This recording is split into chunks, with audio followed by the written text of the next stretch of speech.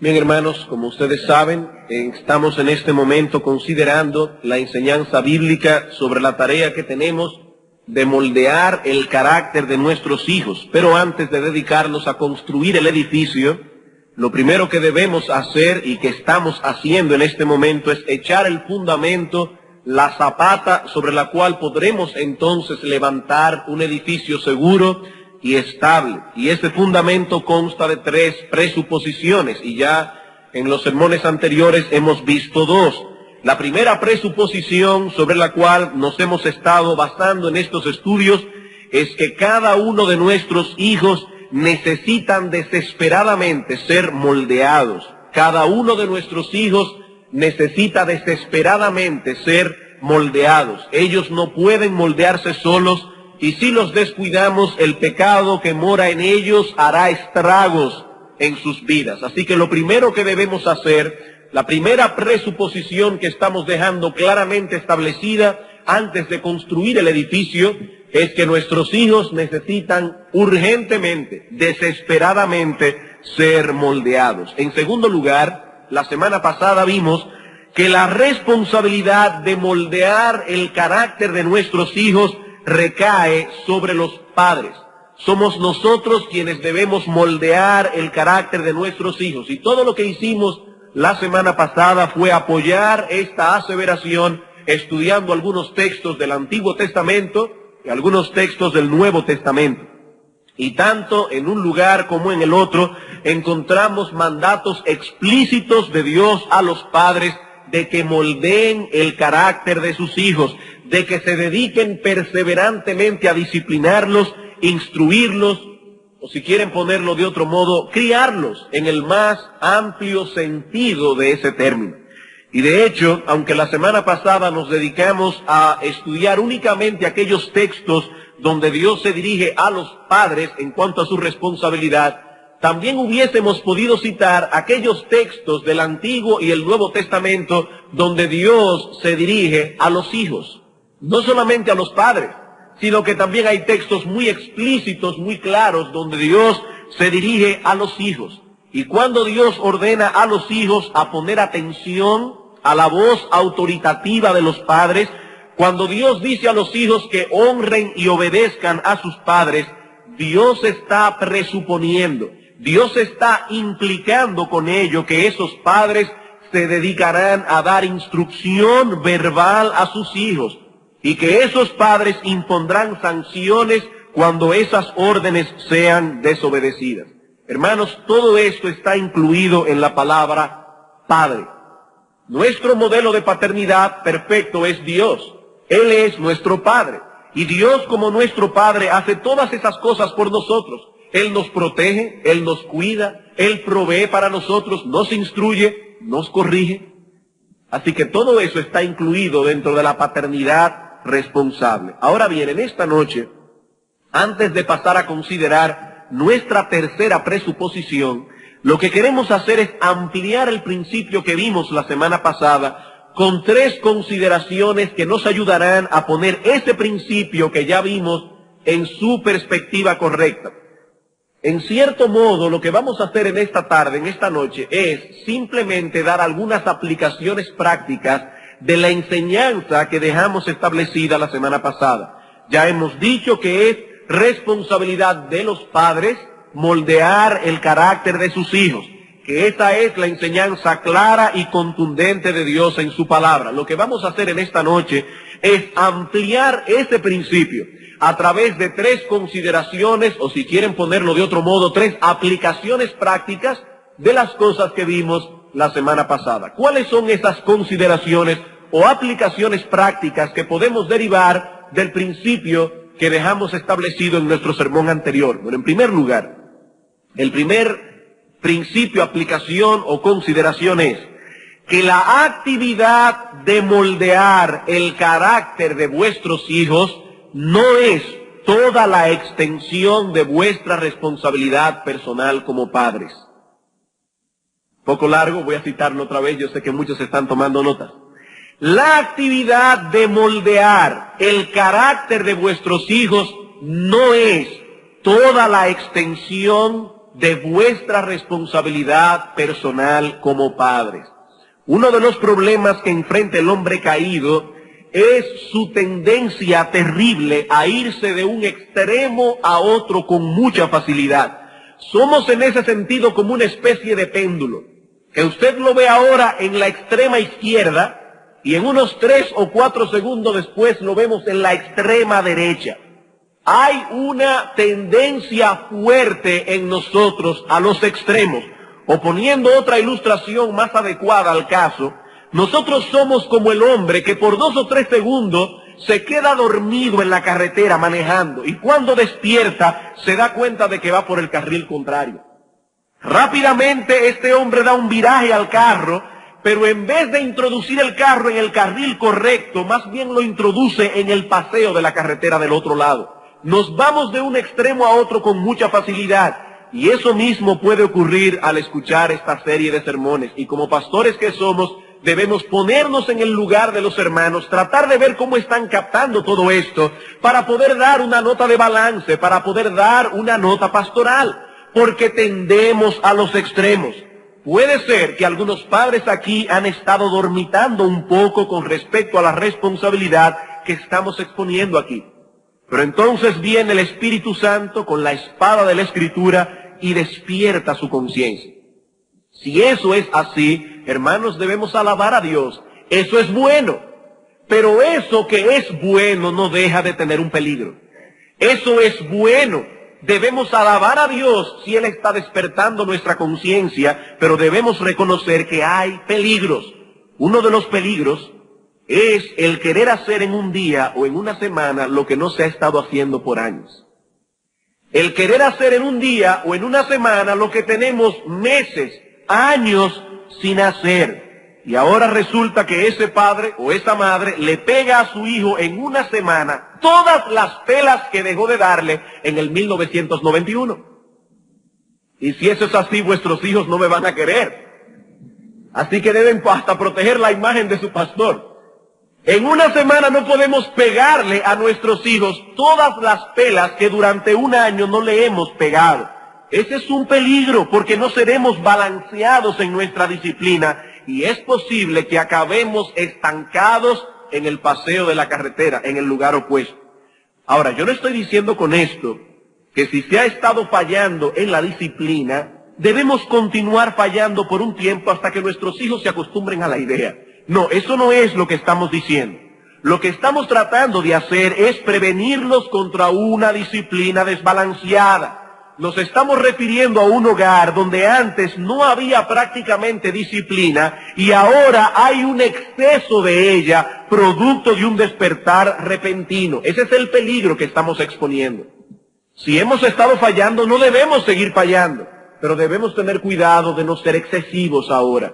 Ser en todo momento balanceados. Ese es uno de los peligros. Otro peligro en el que podemos caer es el de pensar que toda nuestra responsabilidad como padres se resume en moldear el carácter de nuestros hijos. Y hermanos, eso no es así. Esa no es toda la extensión de nuestra responsabilidad. Ese sería el caso de un padre que anteriormente se contentaba con suplir las necesidades de sus hijos y de vez en cuando satisfacer sus gustos y deseos, siempre y cuando, clara está, no sean gustos y deseos pecaminosos.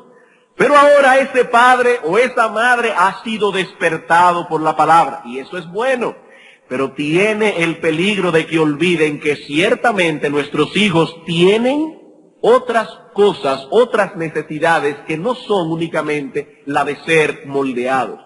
Ellos necesitan ser moldeados, pero hay muchas otras cosas más que nuestros hijos necesitan. Y nosotros como padres tenemos la responsabilidad de suplir para todas las necesidades de nuestros hijos. Así que moldear el carácter de ellos no es el alfa y la omega de toda nuestra responsabilidad paterna. Como alguien ha señalado muy acertadamente, los padres somos responsables de una manera amplia de preparar a nuestros hijos para su llamado en la vida. Esa es nuestra responsabilidad. Nosotros hemos sido llamados por Dios a preparar en el más amplio sentido de ese término a nuestros hijos para su llamado en la vida. Y para esto tenemos que moldear el carácter de ellos, tenemos también que darle a nuestros hijos conocimiento en muchas áreas, tanto en el área de la revelación especial, y cuando hablamos de la revelación especial nos referimos específicamente a la palabra de Dios. Si quieren ponerlo de alguna manera, enseñanza religiosa o bíblica, pero también tenemos que dar a nuestros hijos conocimiento en el área de la revelación general, esas cosas que Dios nos ha revelado a través de su creación, a través de la vida. Hermanos, el impartir conocimiento religioso a nuestros hijos no es una responsabilidad de la iglesia, sino de los padres. Así que no podemos sentirnos tranquilos por el hecho de que domingo tras domingo traemos a nuestros hijos pequeños a la escuela dominical o al culto, porque la imagen que encontramos en la palabra de Dios al respecto es otra muy distinta. Vamos a Deuteronomio capítulo 6. Deuteronomio capítulo 6, yo sé que es un texto muy conocido, pero a mí no me es molesto repetirle las mismas cosas. Deuteronomio capítulo 6, versículos 4 al 9. Este texto era clave en el judaísmo, en la teología antiguo testamentaria, donde Dios establece claramente aquí un patrón de religión monoteísta y las cosas que se derivan de ese patrón. Oye Israel, Jehová nuestro Dios, Jehová uno es, y amarás a Jehová tu Dios de todo tu corazón y de toda tu alma y con todas tus fuerzas, ya que hay un solo Dios. Debemos amarlo con todo el corazón, con toda el alma, con todas las fuerzas, porque no hay otro Dios. No podemos repartir nuestro amor, nuestra fuerza, nuestra alma en dos dioses, porque solo hay uno. Y estas palabras que yo autoritativamente, como el único Dios que hay, te mando hoy, estarán sobre tu corazón. Y las repetirás a tus hijos, y hablarás de ellas estando en tu casa, y andando por el camino, y al acostarte y cuando te levantes. Y las atarás como una señal en tu mano, y estarán como frontales entre tus ojos, y las escribirás en los postes de tu casa y en tus puertas. Perdón. Aquí encontramos a un padre preocupado por proveerle a sus hijos un conocimiento exacto de quién es Dios y de cuál es su voluntad para con los hombres. Y no solamente los sábados, que sería en el caso de los judíos en el antiguo pacto, sino todos los días. En el caso nuestro sería sentirnos tranquilos por traer a nuestros hijos los domingos a la iglesia, pero Dios dice, no, es todos los días. Muchos padres cristianos hoy día tienen la idea de que no deben instruir autoritativamente a sus hijos en la fe cristiana, por el temor de que al hacerlo estén coartando la libertad de ellos. Ellos prefieren dar información general a sus hijos y entonces dejar que ellos decidan, para así no coartar su libertad y no violentar sus derechos. Estos padres proveen de cierta información al muchacho, pero luego lo dejan en libertad de actuar como a ellos les parezca mejor. Hermanos, es cierto que no podemos hacer que nuestros hijos sean cristianos. Y en estos días, los domingos en la mañana, hemos estado hablando mucho de este asunto. Nosotros no podemos hacer que nuestros hijos sean cristianos, pero es nuestra responsabilidad criar a nuestros hijos en el marco de lo que Dios ha revelado en su palabra, y mientras ellos vivan bajo nuestro techo, deben saber que están en un hogar cristiano y que hay ciertas formas específicas de comportarse en un hogar cristiano.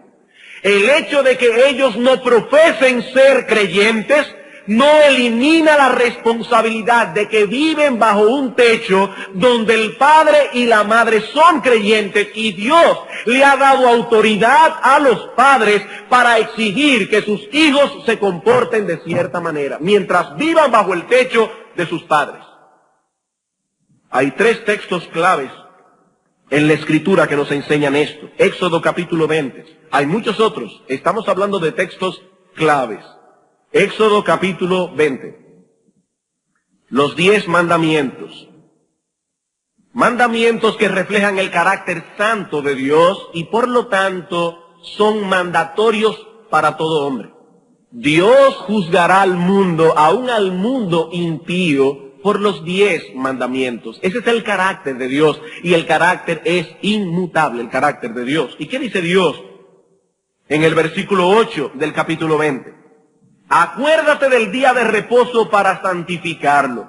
6 días trabajarás y harás toda tu obra, mas el 7º día es reposo para Jehová tu Dios. Aclaro, hermanos, yo no estoy aquí hablando del día de reposo. Estamos hablando de moldear el carácter de nuestros hijos.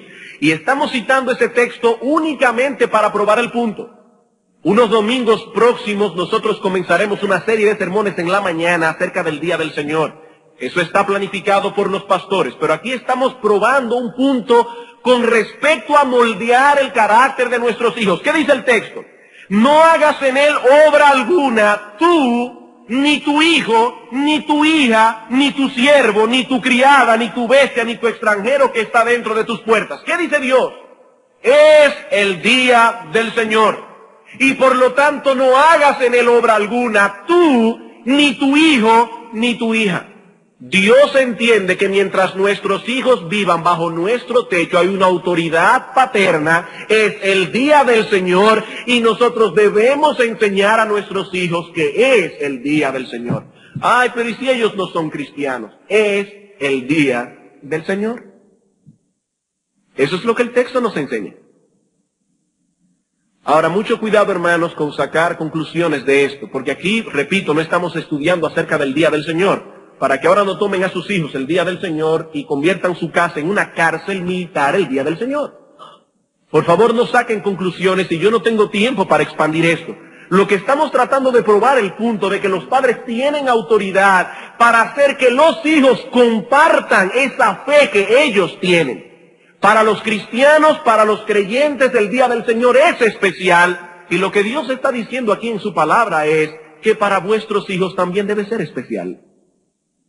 Otro texto, Josué capítulo 24. Josué capítulo 24, versículo 15. Aquí tenemos a Josué enfrentando a un pueblo idólatra. Y Josué, está tratando de mover la conciencia de estos hombres a la fidelidad a Dios. Y dice, vamos a tomar desde el versículo 14 para tomar la idea, dice Josué, ahora pues, temed a Jehová y servidle con integridad y en verdad, y quitad de entre vosotros los dioses a los cuales sirvieron vuestros padres al otro lado del río y en Egipto, y servid a Jehová. Y si mal os parece servir a Jehová, escogeos hoy a quien sirváis. Si a los dioses a quienes sirvieron vuestros padres cuando estuvieron al otro lado del río, o a los dioses de los amorreos en cuya tierra habitáis. Pero noten, pero yo y mi casa serviremos a Jehová. Hermanos, Josué no tomó a su familia, se la llevó aparte un momento y le dijo, mis hijos, yo voy a hablar con el pueblo hoy. Yo quiero saber cuántos de ustedes van a servir a Jehová. Levanten la mano. Juanito, Pedrito. Bueno, entonces puedo decir que yo y mi casa serviremos a Jehová. No, Josué no hizo eso. Josué era cabeza de su casa. Él era la autoridad. Y como cabeza y autoridad de su casa, él dio un decreto. Yo y mi casa serviremos a Jehová. Pero Josué, si tu hijo Pedrito no es creyente, si él sirve a Baal, ¿no le vas a permitir tener un altar de Baal en su habitación? No, no le voy a permitir tener un altar de Baal en su habitación, porque yo como cabeza de esta casa he decidido que yo y mi casa, incluyendo a mi esposa y a mis hijos, serviremos a Jehová.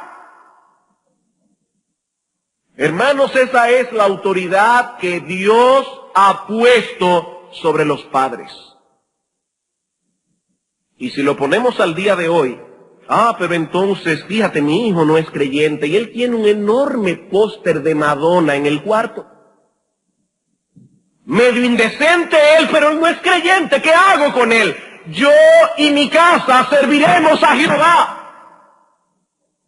Es autoridad de los padres, mientras sus hijos vivan bajo su techo, vivir bajo ciertas normas de fe cristiana. yo no puedo pedirle a mi hijo que se comporte en todas las cosas como un creyente, pero en un hogar cristiano hay ciertas cosas que deben ser tomadas en cuenta.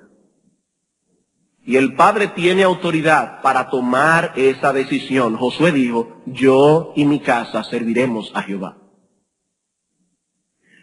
Pero hermano, ese es en el Antiguo Testamento.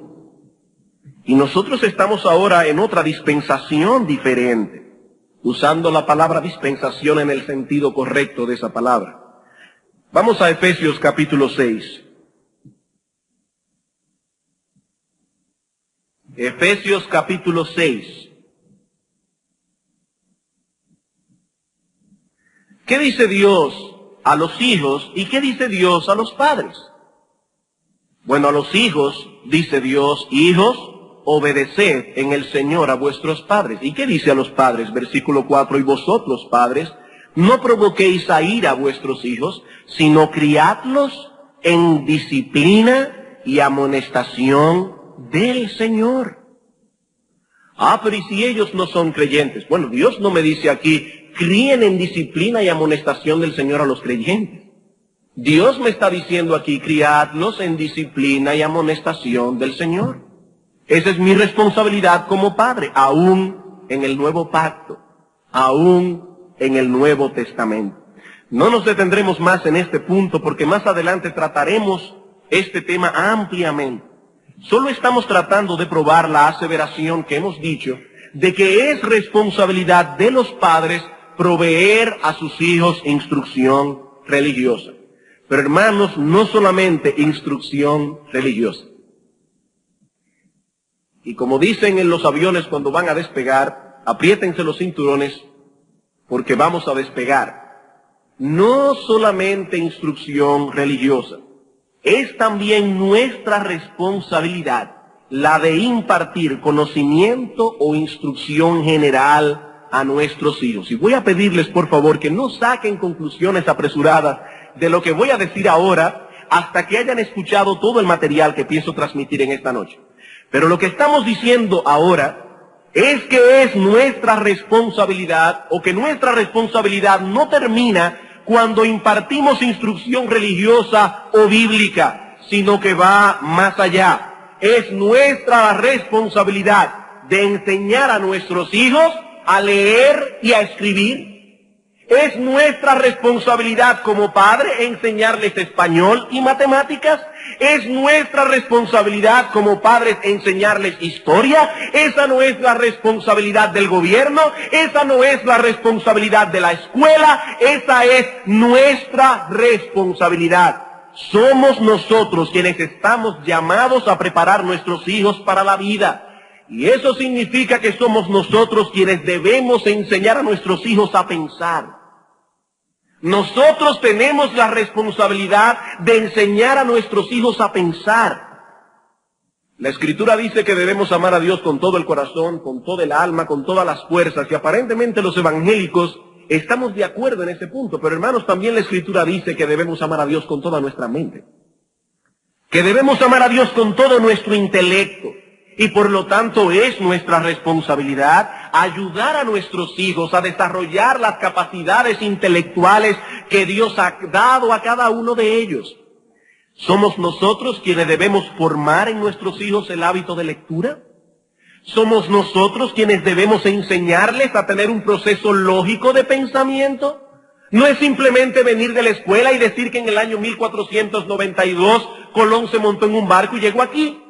No, hermanos, eso tiene sus bemoles, eso tiene sus consecuencias históricas. Y nosotros estamos llamados, no el profesor de historia de la escuela, nosotros estamos llamados a sentarnos con nuestros hijos, razonar con ellos y enseñar a nuestros hijos a pensar.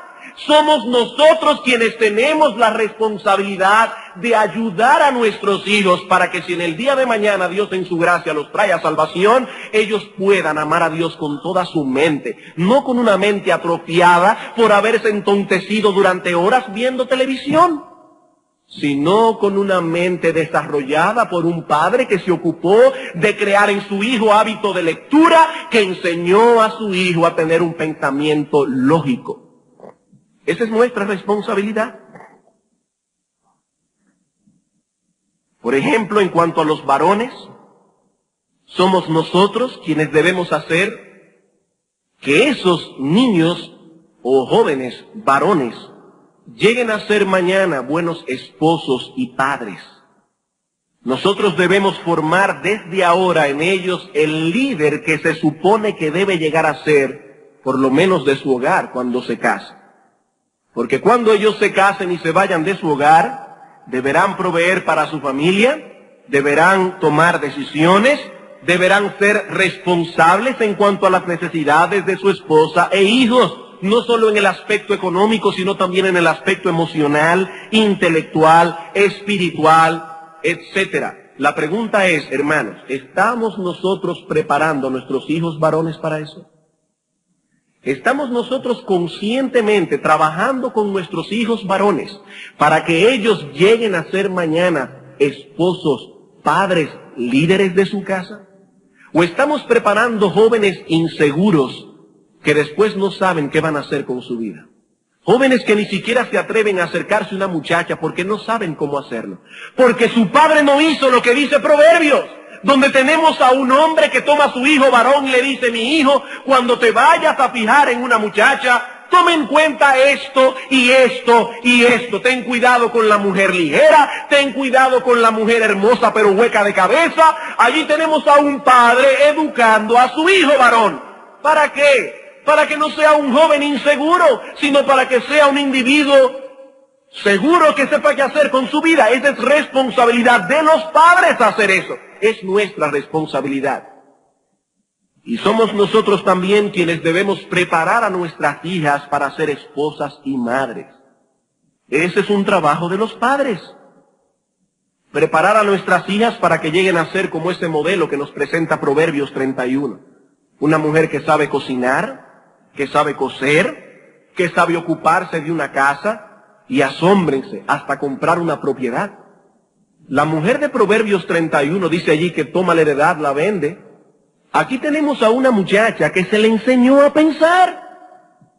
Se le enseñó a pensar, sus padres se ocuparon de eso.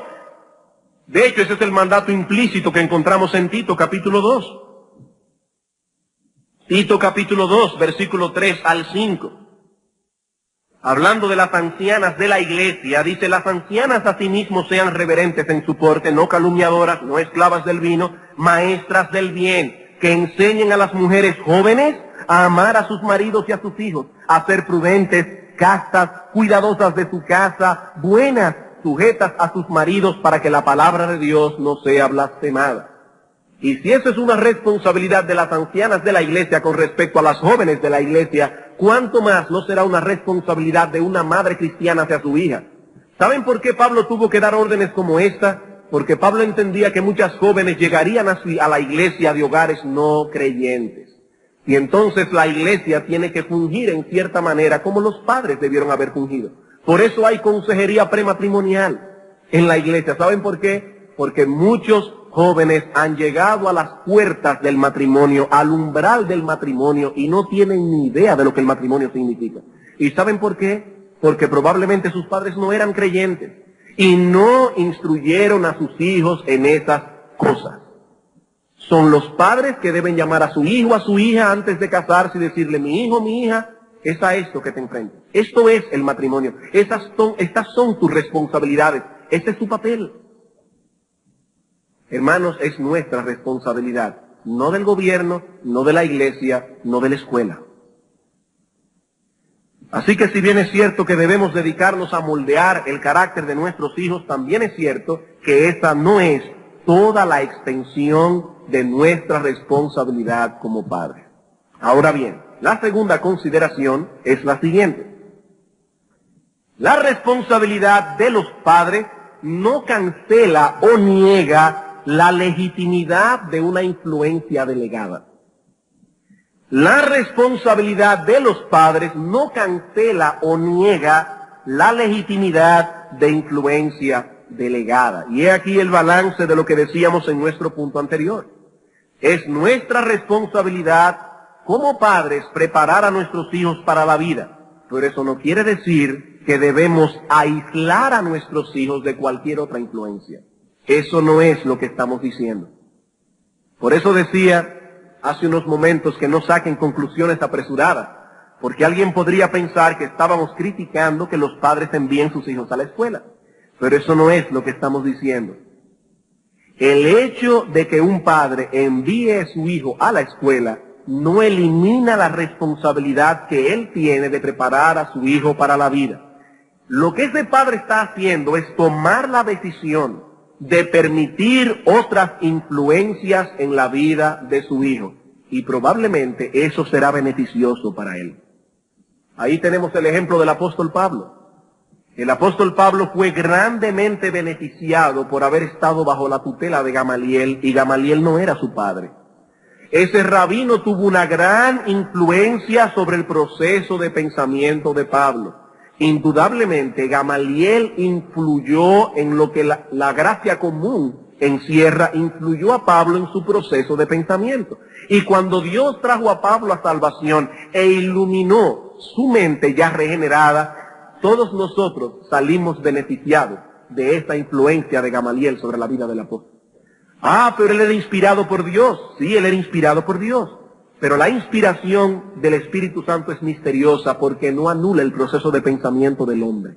Nosotros podemos conocer algo de la forma de pensar de Pablo en sus epístolas. Ellos no eran meros amanuenses, ellos no eran simplemente secretarios que estaban escribiendo lo que el Espíritu Santo les dictaba. No. Es una inspiración ciertamente misteriosa, pero Dios no anuló las capacidades de los hombres que estaban escribiendo, aunque todo lo que escribieron era inspirado por el Espíritu Santo. Así que, hermanos, los padres debemos entender que no lo sabemos todo. Y si eso ha sido cierto desde que el mundo es mundo, podemos decir que esta aseveración es más pertinente en este siglo que nos ha tocado vivir. No lo sabemos todo. Por tanto, es legítimo exponer a nuestros hijos a ciertas influencias delegadas. Pero aquí es importante dar una advertencia. Cuando usted como padre decida exponer a su hijo o a su hija bajo la influencia de alguien, no lo haga descuidadamente y sin pensarlo. No lo haga descuidadamente y sin pensarlo. Y aquí quisiera dar una nota que no estaba planificado, pero me viene a la mente y creo que es pertinente. Hermanos, nosotros los padres que tenemos a nuestros hijos en el Colegio Cristiano Logos, deberíamos dar muchas gracias a Dios por este ministerio. Porque usted todas las mañanas con mucha tranquilidad le pone su uniforme a su hijo y a su hija y lo envía al colegio porque sabe que va a estar bajo la mano de un profesor o una profesora cristiana. Pero ¿saben una cosa, hermanos? No todos los creyentes tienen esta bendición. No todos tienen esa bendición y tienen que permitir que sus hijos y sus hijas reciban influencias de hombres y mujeres perversos. No me refiero únicamente a los compañeros, me refiero inclusive a los profesores. Cuando usted envía a su hijo o a su hija al colegio, usted lo está poniendo bajo la influencia de esas personas. Y por lo tanto no debe hacerlo descuidadamente y sin pensarlo. Esas personas, consciente o inconscientemente, influirán en la vida de sus hijos. Ustedes lo que han hecho es decirle a sus hijos, en otras palabras, mis hijos, estas son ahora, por este tiempo, vuestra autoridad. Óiganlos. Por lo tanto, eso que decíamos la semana pasada de que Dios había puesto credulidad en el corazón de los hijos para con los padres, usted lo que está haciendo es ahora dirigiendo esa credulidad hacia esos profesores. ¿Y cuántos de nosotros no hemos tenido el problema de recibir a nuestros hijos en casa, darnos una información y nosotros decirle, no mi amor, eso no es así? Y entonces nuestro hijo dice, pero la profesora me lo dijo, el profesor me lo dijo. Y para ellos es una influencia muy fuerte. Ellos han dirigido la credulidad que en su gracia común Dios ha puesto en los hijos para con los padres. Ustedes han decidido dirigir algo de esa credulidad hacia esas personas. Así que asegúrense de saber algunas cosas acerca de la persona o las personas que están ejerciendo esa influencia sobre ellos. Porque es un peligro muy alto el que nos corremos si lo hacemos descuidadamente y sin pensar. Y no olviden que ustedes lo que han decidido hacer es beneficiarse de esas personas. pero usted no ha decidido olvidarse de su responsabilidad. Aún usted envíe su hijo al colegio, sigue siendo vuestra responsabilidad, no la del colegio. El colegio es simplemente un brazo de apoyo para que usted cumpla con su responsabilidad, pero sigue siendo su responsabilidad. Así que, hermanos, en el sentido más amplio del término, la responsabilidad es nuestra, no de la iglesia, no del gobierno, no de la escuela. Esos organismos están simplemente brindando un brazo de apoyo, pero somos nosotros quienes debemos preparar a nuestros hijos para la vida. Una cosa es usar inteligentemente las capacidades que otros tienen, y otra cosa muy distinta es dejar en manos de esa persona nuestra responsabilidad. Son dos cosas muy diferentes. Bien, hermanos, la tercera y última consideración es la siguiente. Hemos visto dos, recuerden. En primer lugar, hemos dicho que la actividad de moldear el carácter de nuestros hijos no es toda la extensión de vuestra responsabilidad personal como padres. En segundo lugar, la responsabilidad de los padres no cancela o niega la legitimidad de una influencia delegada. En tercer lugar, es el padre y no la madre quien debe tomar el liderazgo en este deber. Tercer y último principio o aplicación. Es el padre, no la madre, quien debe tomar el liderazgo en este deber. Y noten con cuidado lo que estamos diciendo aquí. La palabra clave de nuestro encabezado es liderazgo. Liderazgo. Y lo que estamos diciendo es que ese liderazgo recae sobre el hombro del padre, no sobre los hombros de la madre. Ahora bien, esto no quiere decir que el padre es la única autoridad sobre los hijos. ¿Qué dice Éxodo capítulo 20, versículo 12? Hijo, honra a tu padre y a tu madre. Y este texto, entre otros, enseña claramente que tanto el padre como la madre tienen autoridad y responsabilidad sobre los hijos. Tampoco estamos socavando la importancia que tiene sobre un hijo la influencia de su madre. Ya hemos establecido la enorme importancia de esa influencia, así que no estamos minimizando en ningún sentido el papel que le toca a la madre en la crianza, ni mucho menos estamos justificando a esas madres que abandonan su hogar para estar en otra cosa, descuidando a sus hijos. No, eso no es lo que estamos diciendo. Lo que estamos afirmando es que el liderazgo en la tarea de moldear el carácter de nuestros hijos y de prepararlos para la vida recae sobre el padre, no sobre la madre. Y vamos a ver dos textos bíblicos que enseñan esto directamente y uno que lo infiere. Efesios capítulo 6, versículos 1 al 4. Efesios capítulo 6, versículos 1 al 4. El apóstol Pablo dice, hijos, obedeced en el Señor a vuestros padres, porque esto es justo. La palabra padres que el apóstol Pablo usa allí es la palabra griega agoneus, que podríamos traducir progenitores. Pablo dice, obedeced en el Señor a vuestros progenitores. E inspirado por el Espíritu Santo, el apóstol Pablo nos identifica quiénes son esos progenitores en el versículo 2.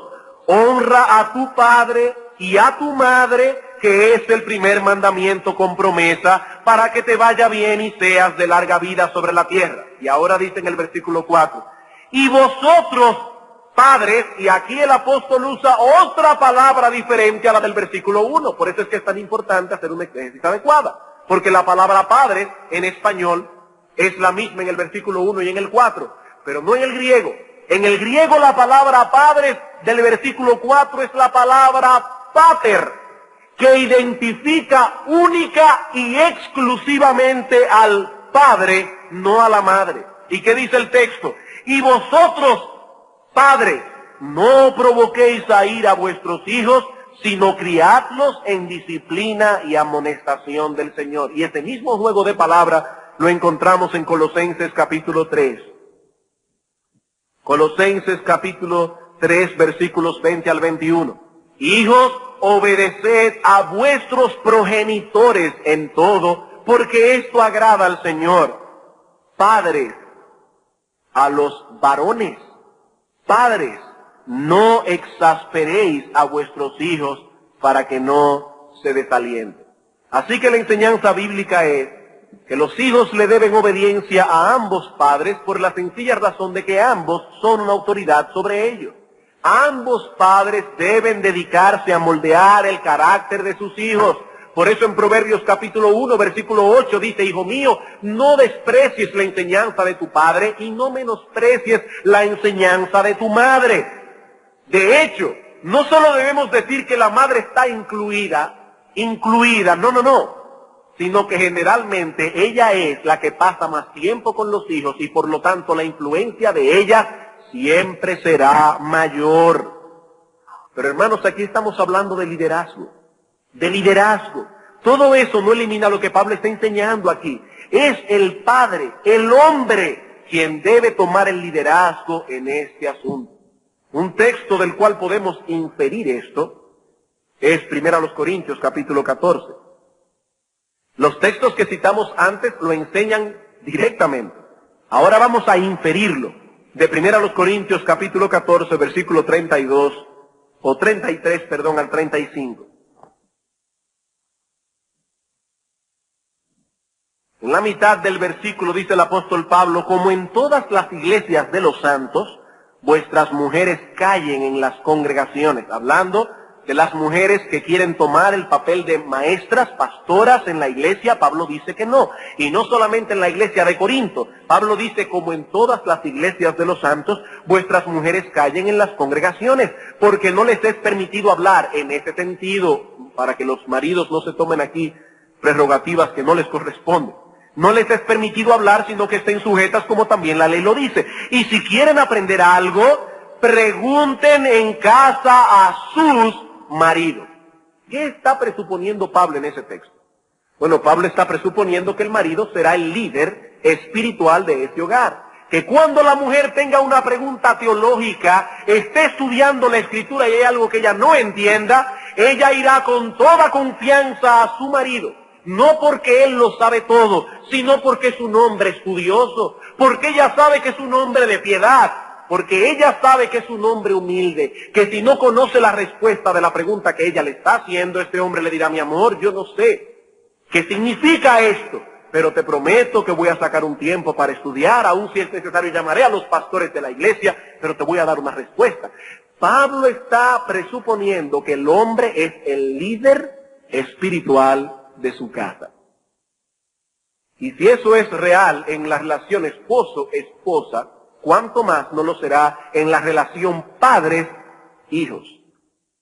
Padres-hijos. Los hijos deben entender que su padre es el líder de su casa.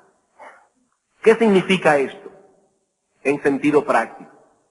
Eso significa que es el padre quien va a trazar las directrices del hogar.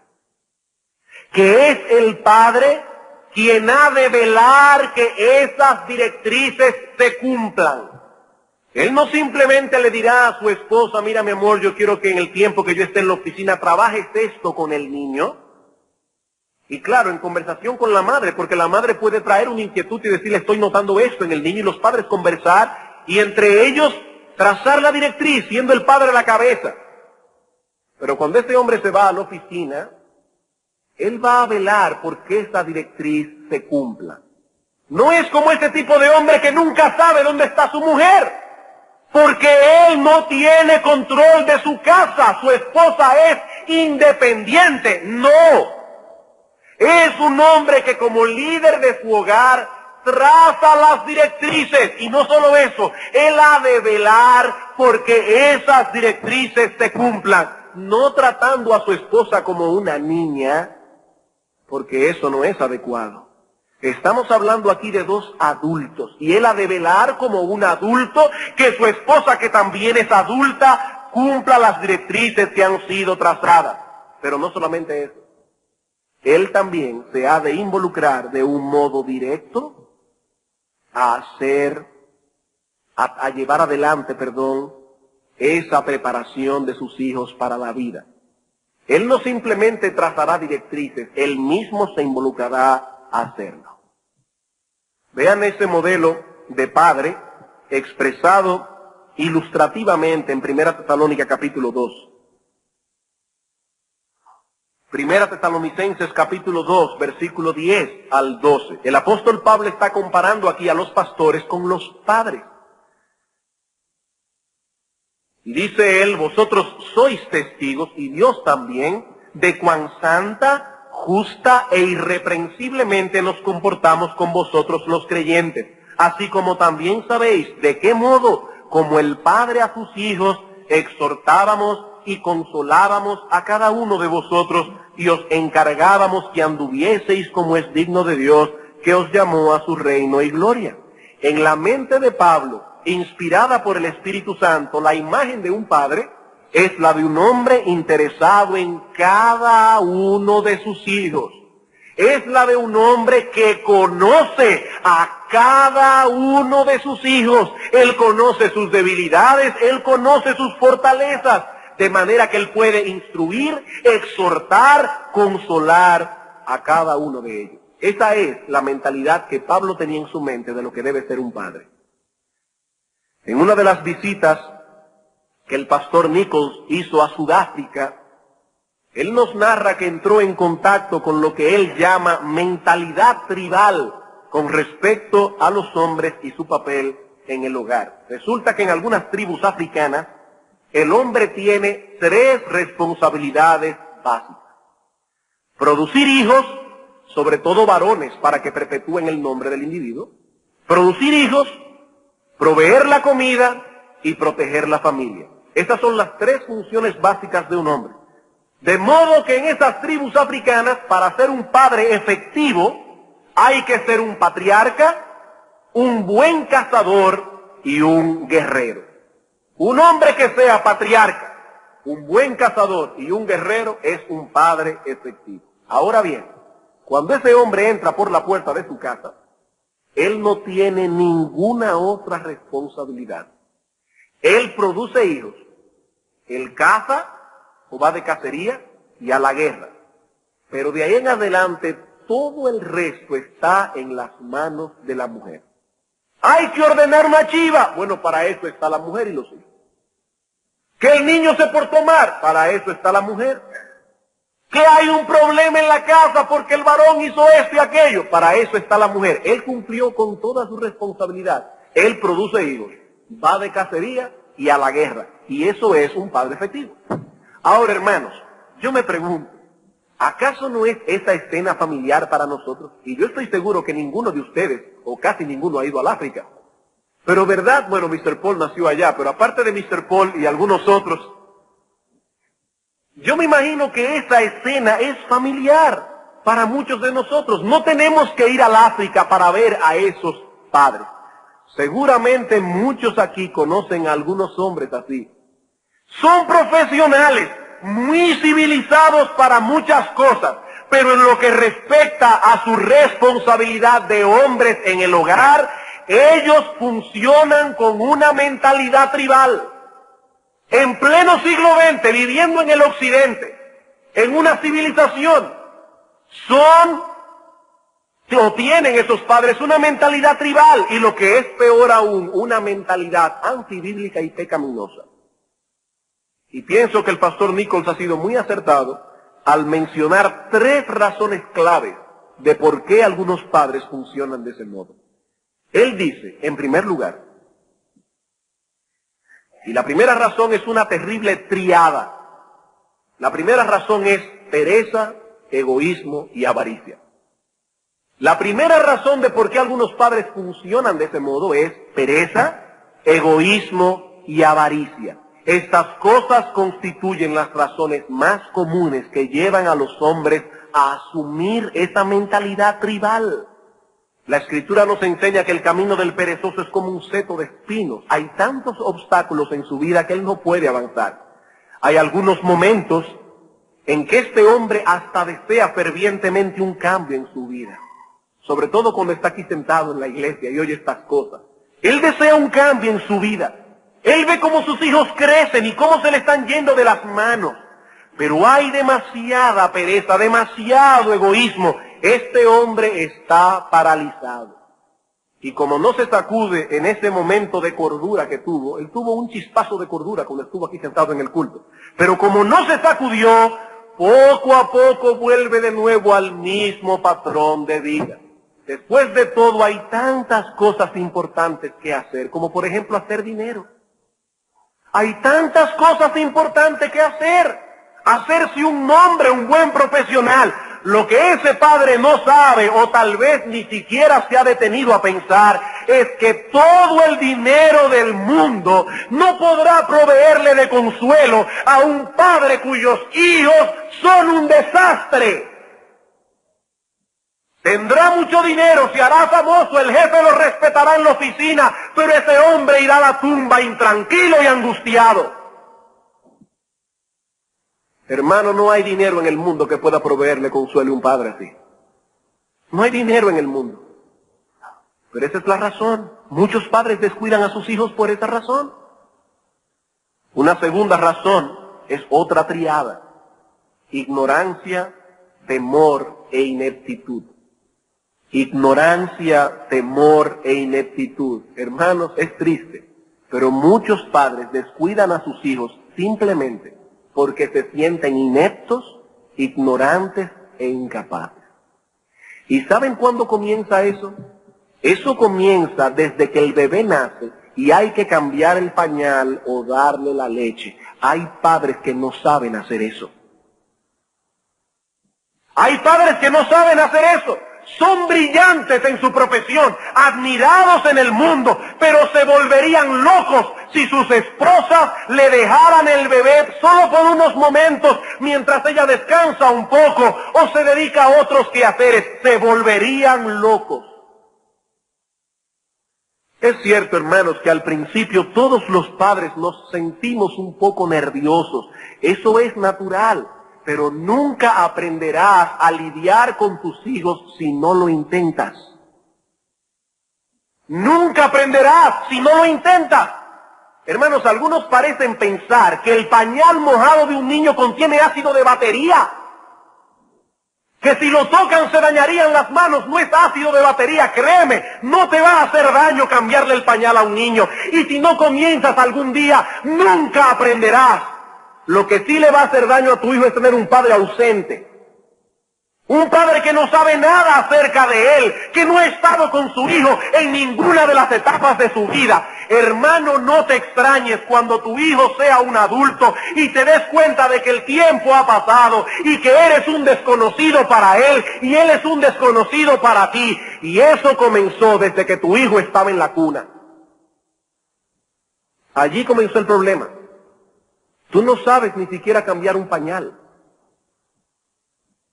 Piensas que el imperdible te va a acullar y quedarás dormido 100 años como la Bella Durmiente. Y como decía el pastor Nichols, ahora lo hacen sin imperdibles para hacerle todavía sin menos excusa. Pañales desechables. Hermano, ahí comienza el problema. Tu hijo es un desconocido para ti. Porque te sentías inepto, ignorante, porque no sabías cómo hacerlo. Pero si no comienzas, hermano, nunca aprenderás. Nunca aprenderás. Y la tercera causa que encontramos es penosamente más común de lo que quisiéramos aceptar. ¿Saben cuál es? Un celo mal dirigido por servir al Señor. ¿Saben por qué muchos padres descuidan a sus hijos? Por un celo mal dirigido por servir al Señor. Y líderes de nuestra iglesia que me escuchan en esta noche, permítanme decirles algo con toda seriedad. Y me lo digo a mí mismo. El servicio al Señor no es una excusa para descuidar nuestra responsabilidad como padre. No lo es. Y es posible que todo esto surja de un sincero deseo de servir a Cristo, de un sincero deseo de agradar al Señor, pero debemos saber, y esto es serio, debemos saber que la sinceridad de ese deseo no aminorará el daño que le estamos causando a nuestros hijos. Podrás ser muy sincero, hermano, en tu corazón, pero eso no aminora el daño que causamos a nuestros hijos si descuidamos nuestra responsabilidad como padres. De ahí que los pastores deben poner sus prioridades en orden y aprender a decir que no a ciertas cosas. ¿Y saben por qué van a decir que no a ciertas cosas? Porque le prometió a su hijo que esa tarde iban a ir al mirador a jugar pelota. ¿Va a descuidar a un hermano de la iglesia porque le prometió a su hijo ir a jugar pelotas en el mirador? Sí, hermano. Sí, hermano, porque es importante para su hijo que ese padre se vaya al mirador a jugar pelotas con él. Y los hermanos deben entender que el pastor tiene esposa e hijos que cuidar, porque es parte de los requisitos de un pastor en 1 Timoteo 3, que cuide bien su casa, que sepa criar a sus hijos con toda honestidad. Claro, hermano, si una persona se está a punto de tirar del puente, él no le va a decir que tiene que ir a jugar pelota con su hijo. Sabemos que hay momentos en que los planes deben ser rotos, pero no por cualquier cosa, porque nuestros hijos son importantes y cuando le damos la palabra a nuestros hijos tenemos una cita con ellos. Y hermano, la cita con ellos estaba primero que la cita con ustedes. Hermanos, eso es lo que enseña la Escritura, la palabra de Dios. Nosotros no podemos descuidar a nuestros hijos por la iglesia. ¿Saben por qué? Porque a la larga nuestros hijos nos van a descalificar. Nos van a descalificar. Y entonces cuando podamos entonces dar los mejores años de nuestra vida, cuando tengamos experiencia y nuestros hijos tengan 20 y 30 años, ya no podremos ser pastores porque nuestros hijos son unos perversos.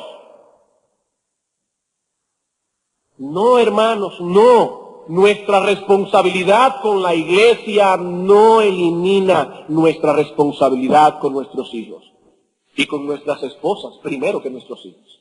No la elimina. Pero este peligro no es únicamente de los líderes de la iglesia.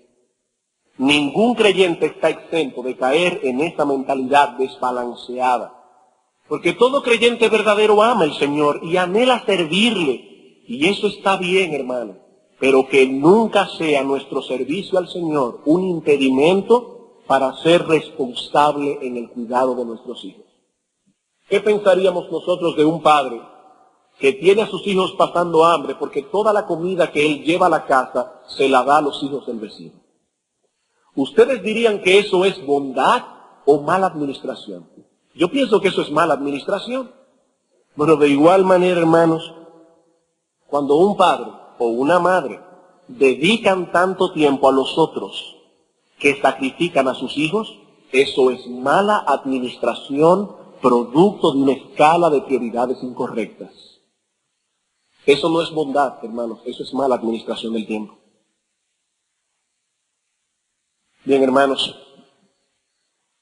para concluir, yo sé que al escuchar estas cosas que hemos hablado hoy, puede ser que venga cierto desánimo al corazón. Contemplamos todos esos deberes y nos preguntamos, para estas cosas, ¿quién es suficiente? ¿Quién es suficiente? Pero recuerden, hermanos, que Dios no solamente nos ha dado mandamientos, sino también promesas.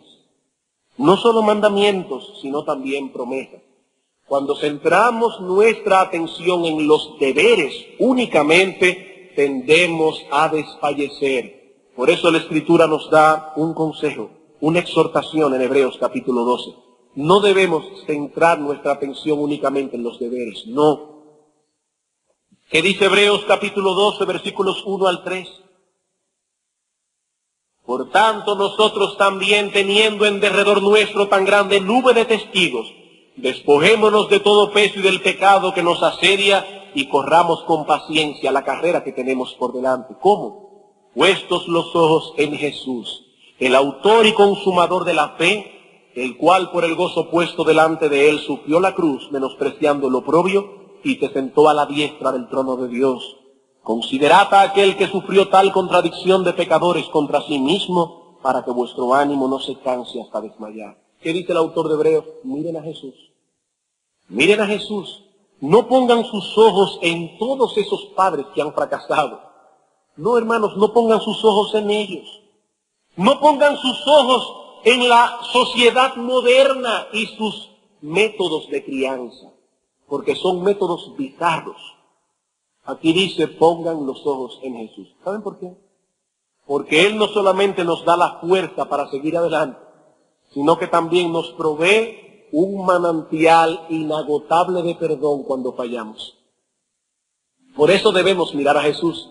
Él no solamente nos da aliento, estímulo, sino que el Señor tiene para nosotros una fuente inagotable de perdón, porque Él sabe que somos polvo.